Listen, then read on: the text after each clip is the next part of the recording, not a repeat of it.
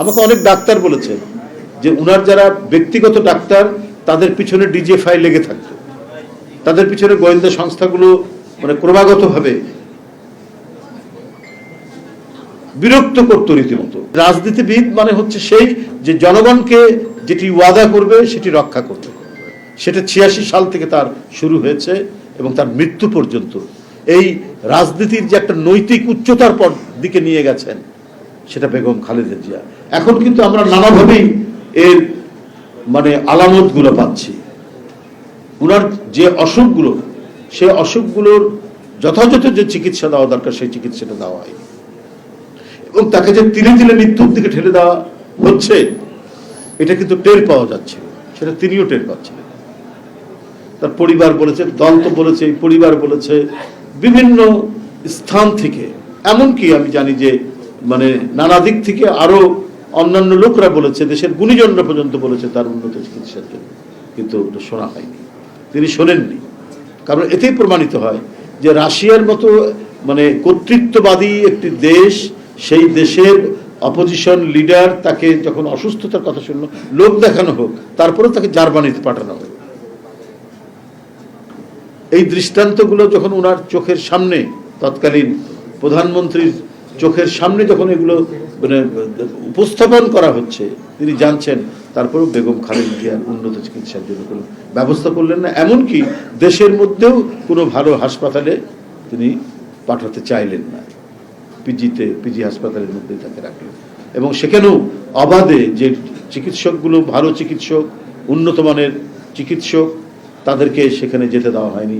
এবং ক্রমাগতভাবে আমাকে অনেক ডাক্তার বলেছেন যে উনার যারা ব্যক্তিগত ডাক্তার তাদের পিছনে ডিজে ফাইল লেগে থাকতো, তাদের পিছনে গোয়েন্দা সংস্থাগুলো মানে ক্রমাগতভাবে বিরক্ত করত রীতিমতো, হুমকি দিত। এই পরিস্থিতির মধ্যে তিনি থেকেছেন। তো এই যে মানে পরিস্থিতিগুলো তিনি অতিক্রম করেছেন অন্য কোনো কারণেই নয়, অন্য কোনো অবস্থাতেই নয়। এই পরিস্থিতিগুলো করেছেন দেশের মানুষের জন্য, দেশের জন্য। এত বেশি আত্মসংযম তার মধ্যে ছিল, স্থৈর্য, ধৈর্য চরমভাবে তিনি আয়ত্ত করেছিলেন। তাই বড় বড় সংকটের মধ্যে, শোকের মধ্যেও তিনি নিজেকে অটল রাখতে পারতেন এবং ওই সংকটকে মোকাবেলা করার তিনি প্রত্যয় জেগে উঠতেন। আমরা মনে করি, আমি আবারও বলি যে তিনি যে দৃষ্টান্তগুলো রেখে গেছেন, তিনি যে পথগুলো বানিয়ে দিয়ে গেছেন, আমরা যদি সেই পথ অনুসরণ করে চলতে থাকি তাহলে আমরা মনে হয় যে আরো সামনের দিকে আমরা এগিয়ে যেতে পারবো।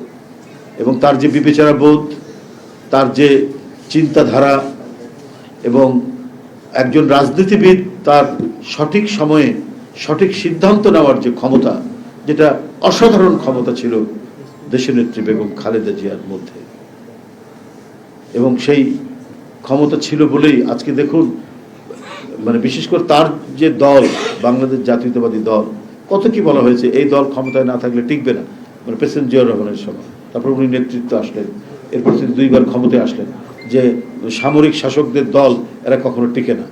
কিন্তু সেই সামরিক শাসকদের দল টিকে না যারা অন্যায়ভাবে গণতান্ত্রিক শক্তির কাছ থেকে ক্ষমতা নিয়ে দেশ চালাতে চায়।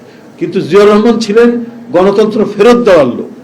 একটা বাকশাল হয়েছিল, তারা সেনাবাহিনীর লোক ছিল না, কিন্তু তারা ছিল এত বেশি নিষ্ঠুর প্রকৃতির গণতন্ত্রের বিরুদ্ধে শক্তি হয়ে উঠলেন, সেইখান থেকে প্রত্যাবর্তন করা আবার বহুদলীয় গণতন্ত্রের দিকে এবং বহু মত পথের রাজনীতির দিকে।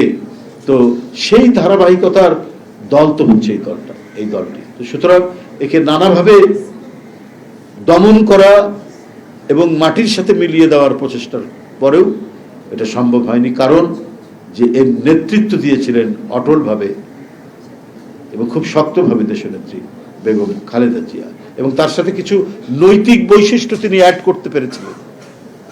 সেটি হলো যে রাজনীতিবিদ মানেই বা রাজনীতি, ওই লোকটি রাজনীতি করে মানেই হচ্ছে যে এই লোকের মানে এখন যেটা বলবে এই কথা, এই বলার সাথে পরবর্তীতে তার বলার কোনো সম্পর্ক নেই, এটাই মানুষ প্রতিষ্ঠিত হয়েছে মানুষের কাছে, মানুষ এটাই ভাবে। কিন্তু এই প্রথম বেগম খালেদা জিয়া তিনি ওটাকে ভেঙে দিয়েছেন যে না, যে রাজনীতিবিদ মানে হচ্ছে সেই যে জনগণকে যেটি ওয়াদা করবে সেটি রক্ষা করবে। সেটা 86 সাল থেকে তার শুরু হয়েছে এবং তার মৃত্যু পর্যন্ত এই রাজনীতির যে একটা নৈতিক উচ্চতার দিকে নিয়ে গেছেন সেটা বেগম খালেদা জিয়া। রাজনীতি মানে প্রতারণা নয়, রাজনীতি মানে মিথ্যা অঙ্গীকার নয়, মিথ্যা ওয়াদা নয়। রাজনীতি মানে হচ্ছে আমি জনগণকে যেটা অঙ্গীকার করব সেটাই আমি বাস্তবায়ন করব।